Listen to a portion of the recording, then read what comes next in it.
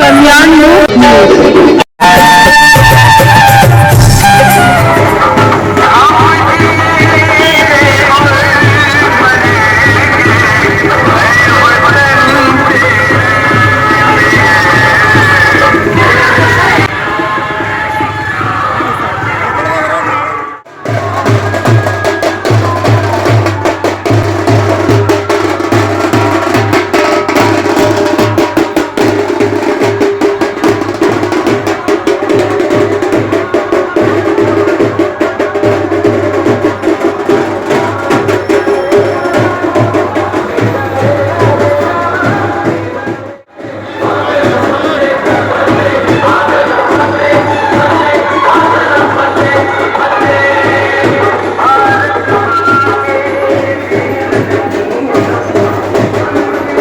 ಬೀದರ್ ಜಿಲ್ಲೆಯ ಬಸವಕಲ್ಯಾಣ ನಗರದಲ್ಲಿ ಶುಕ್ರವಾರದಂದು ತಾಲೂಕು ಮಾಜಿ ಸೈನಿಕರ ಸಂಘದಿಂದ ಕಾರ್ಗಿಲ್ ವಿಜಯೋತ್ಸವವನ್ನು ಸಂಭ್ರಮದಿಂದ ಆಚರಿಸಿ ಹುತಾತ್ಮರಿಗೆ ನಮನ ಸಲ್ಲಿಸಿ ಯುದ್ಧದಲ್ಲಿ ಭಾಗಿಯಾದ ಯೋಧರನ್ನು ಸನ್ಮಾನಿಸಲಾಯಿತು. ಪ್ರಥಮವಾಗಿ ಈ ನಿಮಿತ್ತವಾಗಿ ಐತಿಹಾಸಿಕ ಕೋಟೆ ಎದುರಿನಿಂದ ಮುಖ್ಯ ರಸ್ತೆಯ ಮೂಲಕ ಮೆರವಣಿಗೆ ನಡೆಸಲಾಯಿತು. ತೆರೆದ ವಾಹನದಲ್ಲಿ ಹುತಾತ್ಮರ ಭಾವಚಿತ್ರಗಳನ್ನು ಇಟ್ಟು ಎದುರಲ್ಲಿ ಒಂದೇ ರೀತಿಯ ಬಟ್ಟೆ ಧರಿಸಿದ್ದ ನಿವೃತ್ತ ಯೋಧರು ಸಾಗಿದರು. ಮೆರವಣಿಗೆಯು ತ್ರಿಪುರಾಂತ ಮಡಿವಾಳ ಚೌಕ ಪಕ್ಕದಲ್ಲಿನ ಹುತಾತ್ಮ ಯೋಧ ಪಂಡಿತರಾವ್ ಕಾಂಗೆ ಅವರ ಸ್ಮಾರಕಕ್ಕೆ ಬಂದಾಗ ಅವರ ಪ್ರತಿಮೆಗೆ ಪೂಜೆ ನೆರವೇರಿಸಿ ರಾಷ್ಟ್ರ ಧ್ವಜಾರೋಹಣ ಮಾಡಲಾಯಿತು. ಬಳಿಕ ಮೌನಾಚರಣೆಗೈದು ನಂತರದಲ್ಲಿ ಗೌರವ ನಮನ ಸಲ್ಲಿಸಿ ಕಾರ್ಗಿಲ್ ಯುದ್ಧದಲ್ಲಿ ಭಾಗವಹಿಸಿದ್ದ ಯೋಧರನ್ನು ಸನ್ಮಾನಿಸಲಾಯಿತು.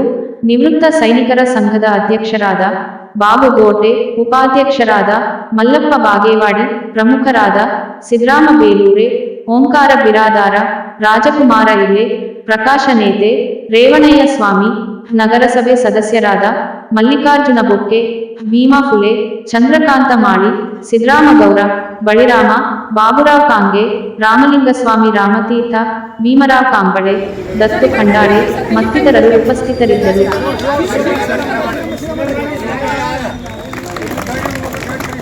बोलो भारत माता की जय, बोलो भारत माता की जय, सरदार वल्लभभाई पटेल की जय, सरदार वल्लभभाई पटेल की जय, सुभाष चंद्र बोस की जय, सुभाष चंद्र बोस की जय, वंदे मातरम, वंदे मातरम।